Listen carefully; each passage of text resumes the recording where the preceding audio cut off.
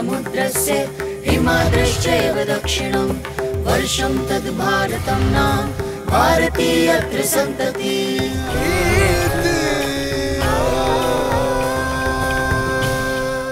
Namaste. Welcome to today's episode of Itihasa.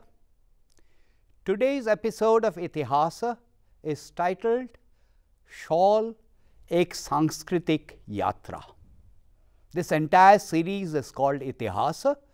There is quite a bit of Itihasa in the story of shawls, which actually starts, and you might be very surprised at this, it actually starts in Kerala. The word shawl has no Sanskrit origin. I can contrive one, but it does not quite have a Sanskrit origin. So, one of the etymological explanations for the word shawl is that it comes from Shaliyat. Shaliyat is a village which is near Kozhikode in Kerala, famous for its weaving skills, and the Arab traders gave that particular village the name of Al-Shaliyat. Those weaving skills from Kerala eventually found their way into what we know as the shawl from Kashmir today. So, it is quite a journey from Kerala to Kashmir.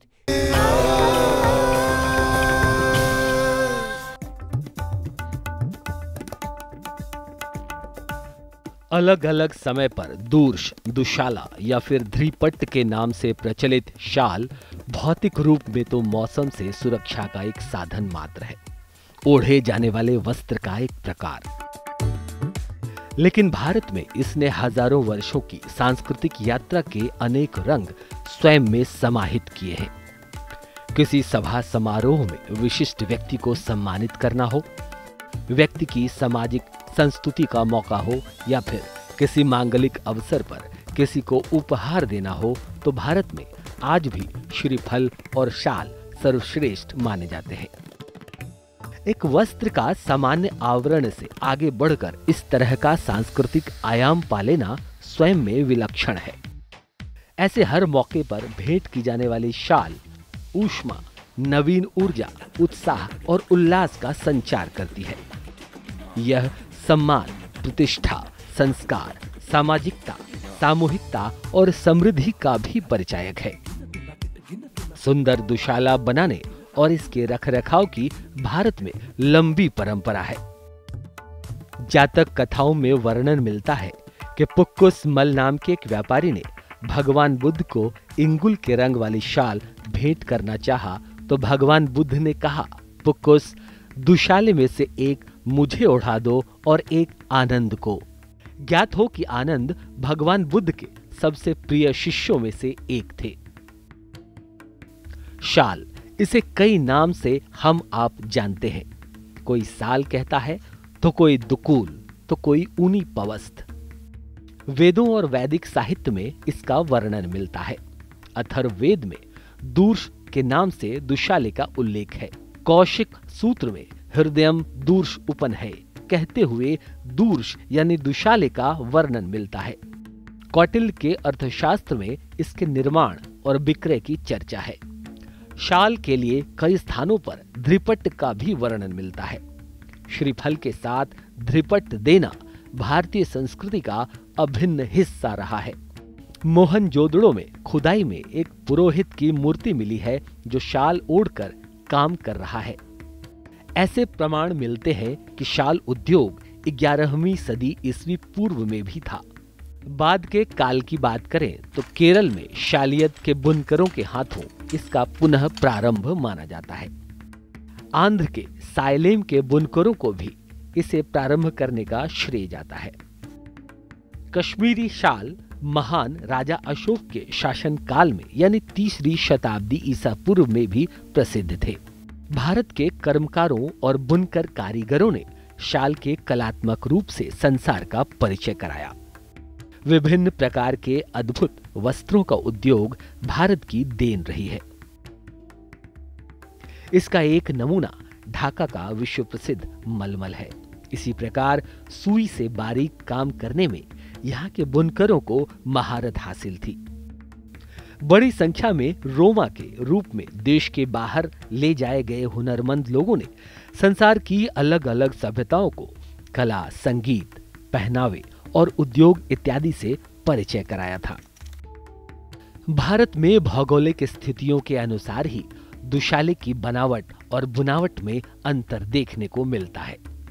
ठंड और पहाड़ी क्षेत्रों में आवश्यकता के अनुसार गर्म ऊर्ण या ऊन के दुशाले होते हैं, तो मैदानी भाग और नदियों के कछार पर हल्के ऊन के साथ कपास के धागों का प्रयोग होता रहा है।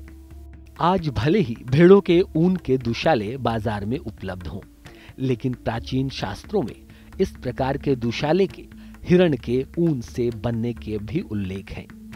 शास्त्रों में भेड़ों की कई नस्लों की भी चर्चा है। कश्मीरी शाल, पश्मीना शाल, तूश का शाल, नमदा और गब्बा शाल एवं स्टोल नामक शॉल प्रचलित हैं। कुल्लू शाल का निर्माण हिमाचल प्रदेश में होता है। नागा शॉल परंपरागत अनुष्ठान में पहने जाने वाले शॉल हैं, जो आम तौर पर नागालैंड में स्थानीय लोगों द्वारा पहने जाते हैं। इन पर बने चित्र नागालैंड की लोक कथाओं आदि को चिन्हित करते हैं। कलमकारी शॉल आंध्र प्रदेश में बनाई जाती है। इसकी बनावट श्रीकालहस्ती और मछलीपट्टनम शैली की होती है, जो धार्मिक विषयों पर आधारित होती है। धाबला शॉल कच्छ में बनाई जाने वाली ऊनी कंबलनुमा शाल है। शाल यानी दुशाले की संस्कृति हजारों साल पुरानी है, जो कश्मीर से कन्याकुमारी तक विस्तृत है। तो इतिहास की इस कड़ी में करेंगे चर्चा दुशाले या शॉल की सांस्कृतिक यात्रा की। Joining me in this journey to explain to us about the evolution of the shawl in India, about its history, about its itihasa, we have Aditi Desai. Aditi, namaste. Noted sociologist. Today she is here not as a sociologist, well, partly as a sociologist, but today she is here as one of India's foremost collectors of shawls. How did you get interested in shawls? मैंने जब पहली बारी 10 साल की उम्र में मेरी माँ की सहेली को एक बहुत खूबसूरत जामावार कानी का पुराना शॉल पहने हुए देखा, तो मैं पागल हो गई। इतना खूबसूरत था। मैंने कहा ये कैसे हाथों ने इसको बनाया होगा, क्या ये ह्यूमन हैंड्स हैं, इंसान के हाथ हैं जिन्होंने इनको बुना है। और वहाँ से ये सफ़र शुरू हुआ और कोई 14 साल की उम्र में मैंने उनको बोला उसको भेजने के लिए। जो इंसान उसको लेके आया था वो एक नजीबाबाद का रफूगर था। और फिर मैं उनके साथ बैठने लगी और मैंने अपनी मम्मी के लिए एक अपने जो पैसे जोड़ रखे थे उससे उनके लिए शॉल ख़रीदा।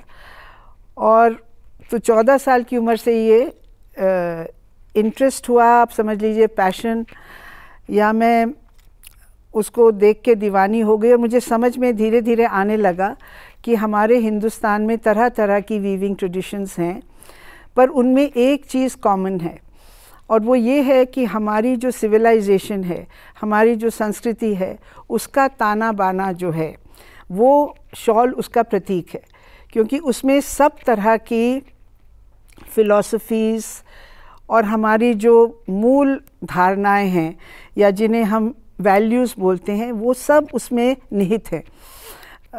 एक एग्ज़ाम्पल दूं कि हमारे यहाँ कोऑपरेशन का एक बहुत महत्व है कि मिलजुल के काम करो। पंचतंत्र में कहानियाँ हैं कि वो सब आप घास के बहुत सारे तिनके लेंगे तो तोड़ नहीं सकते, एक तिनका 1 मिनट में टूट जाएगा। वो चिड़ियाँ जाल लेके उड़ती हैं एक साथ। तो ये हमारी संस्कृति में है, कंपटीशन नहीं है हमारी संस्कृति में। How many shawls do you have?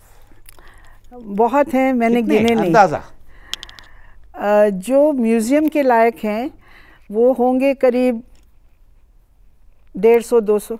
Which is much more than what many museums have. जी, म्यूज़ियम्स में ज़्यादातर बड़े बड़े जो दुनिया के म्यूज़ियम हैं, मेट्रोपॉलिटन या VNA वगैरह, 80-85-100 के करीब हैं उनके पास। So you have almost double that number. हाँ, Almost. और उससे भी बड़ी एक बात है, क्योंकि मैंने ज़्यादा जो ख़रीदने शुरू किए, कलेक्टर तो मैं बहुत बाद में बनी, शुरू में पहले मैंने उसको स्टडी किया, क्योंकि मैं उसमें मुझे शौक़ हो गया और मेरे पास पैसे नहीं थे, मेरे हस्बैंड गवर्नमेंट में थे कि मैं ख़रीद सकूं। फिर काम किया, पैसे कमाए, फिर उन पैसों से मैंने धीरे धीरे, बहुत धीरे धीरे, पहले 5 साल में शायद मैं 2 शॉल ख़रीद पाई थी। 5 साल काम करने के बाद, क्योंकि बहुत महंगे थे, और बाहर ख़रीदा, और मेरे को ये लगा कि ये तो हिंदुस्तान की चीज़ है, ये हिंदुस्तान जानी चाहिए। मतलब मेरा बचपना था, या मुझे नहीं पता था कि हिंदुस्तान से हज़ारों शॉलें यूरोप और अमेरिका और दुनिया के देशों में पहुंच चुकी हैं।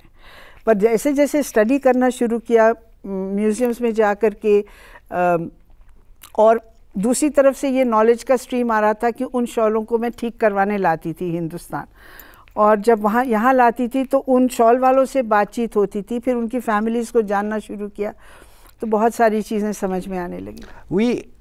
We keep hearing about Shatoosh and Pashmina. Ji, What is Shatoosh and what is Pashmina? तो शाह बोलते हैं राजा को, और शाहतूश जो है एक हिरन किस्म का जानवर है। लोग सोचते हैं कोई चिड़िया है, कोई उसको भेड़ बकरी, कोई अलग अलग चीज़ समझते हैं, पर इन फैक्ट ये सबको ही जानना चाहिए, क्योंकि इसकी अब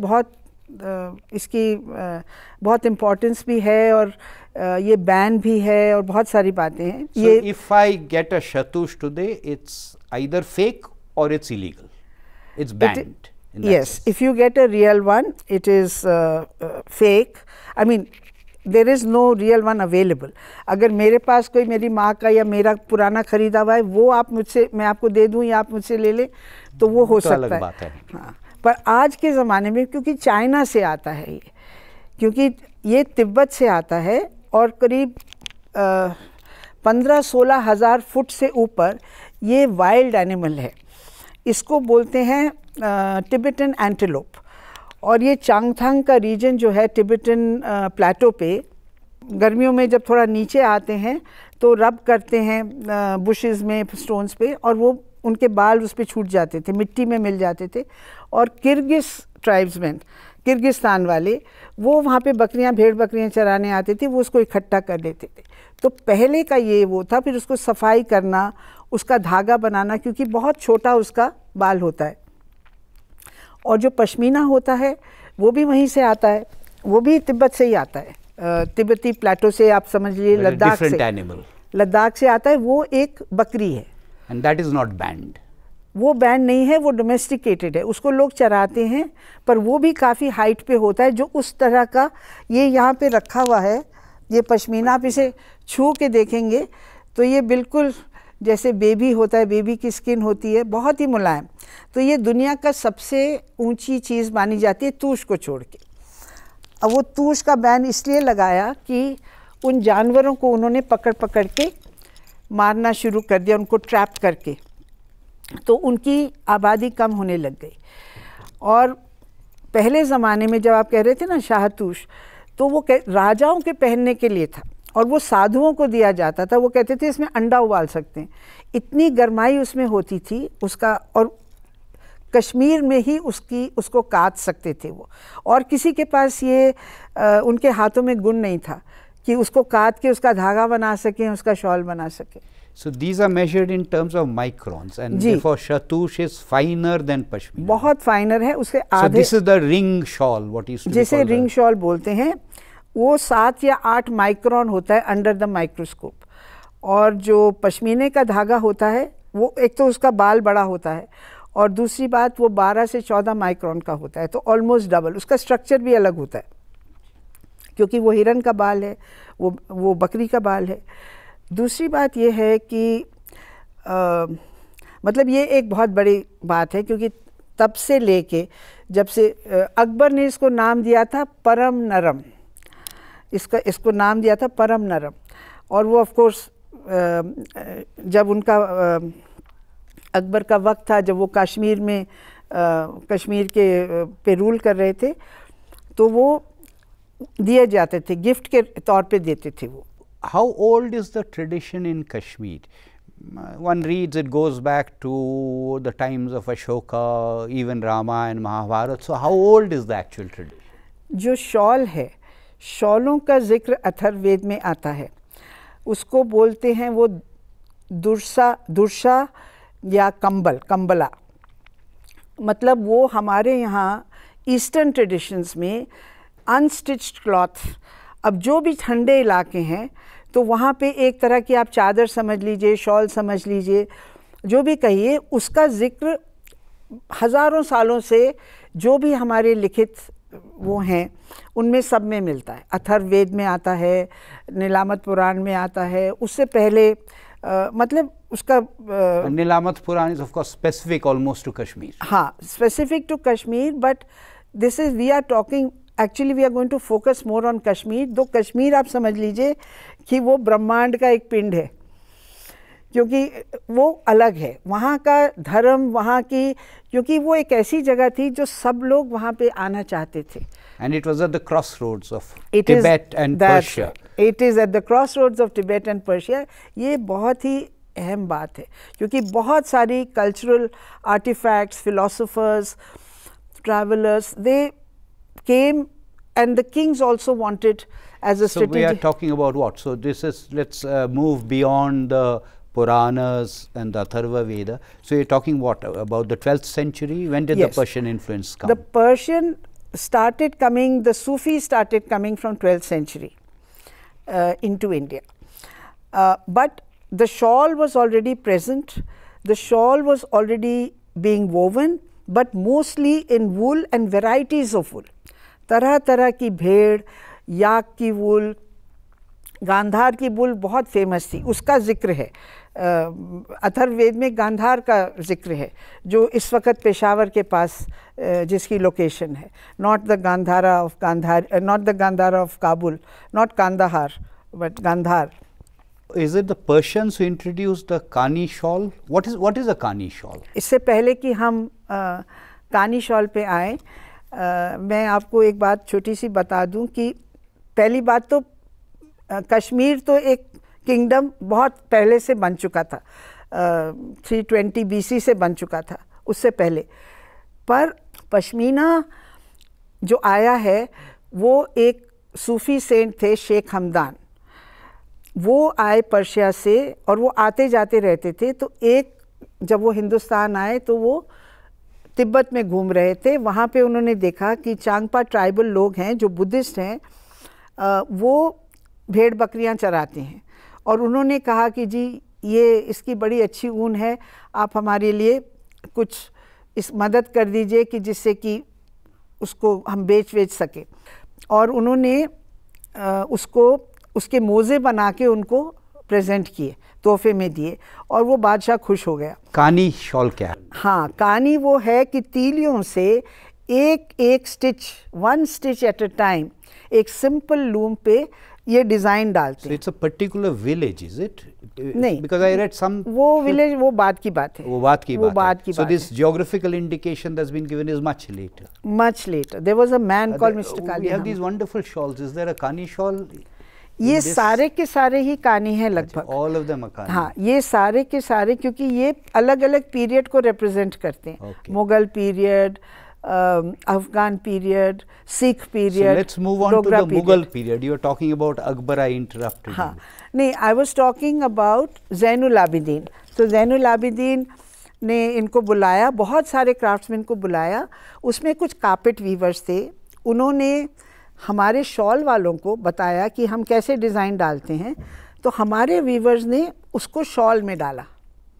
और बाद में 300 साल के बाद ये होता है कि कुछ बिल्कुल उसका ऑपोजिट, कि जब कानी दुनिया से मिट गया, ख़त्म हो गया, तो फिर कारपेट भी हट गया, तो फिर वो जो कारपेट वाले बचे थे उन्होंने वापस कानी बनाना शुरू किया।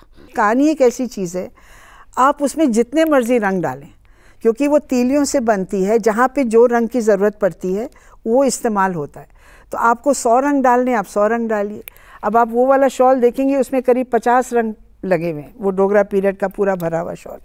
So can we move on to the post-Mughal period? Yes. Very quickly, what happened under the Dogra kings and what happened under the British rule. Yeah, let me start with the Afghans, because there was a catastrophic change that happened. When the Mughal Empire started weakening, the Afghans took over Kashmir under the leadership of Ahmad Shah Durrani, and the shawl became a commodity. They needed money for guns and for feeding their soldiers. So, it was a very brutal rule, in fact.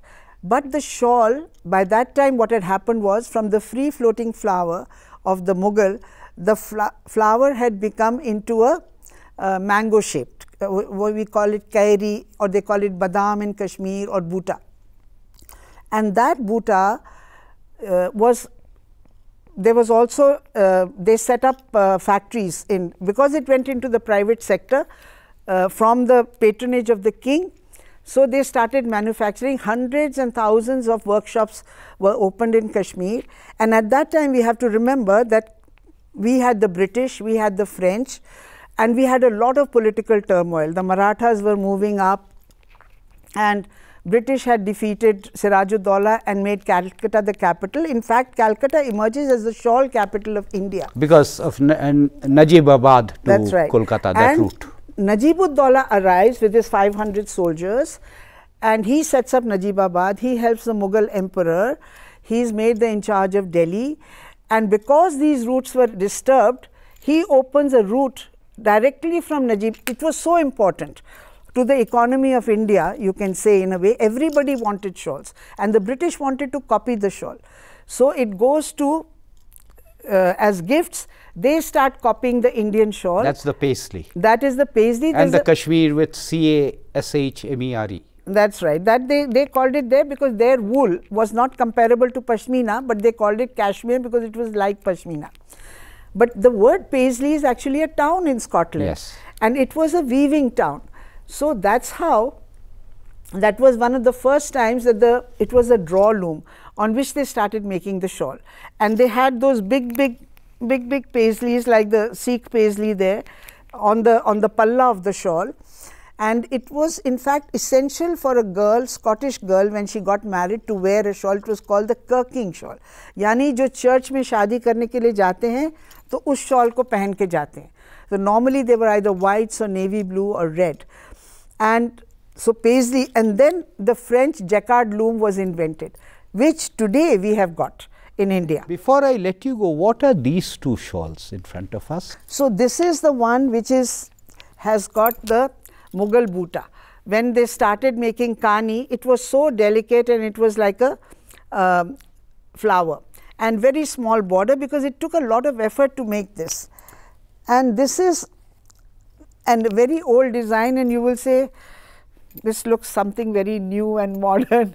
This was a Mughal design. Of course, it was made very small, and I have copied it because only fragments are available now in museums. For 100 years, the kani industry collapsed, and that happened during the Dogra period. That there was a famine, in which hundreds and thousands of weavers died. There was also Franco-Prussian War, and the fashion in Paris changed, because remember, all the Parisian ladies were wearing Kashmiri shawls, and Kashmir shawl industries was copying the shawls for all of them, all the other ladies who wanted to buy. So it was a thriving industry, and that collapsed because the fashion changed and the trade routes got closed because of the Franco. So every 100 years something catastrophic happened. And Aditi Desai, we've run out of time.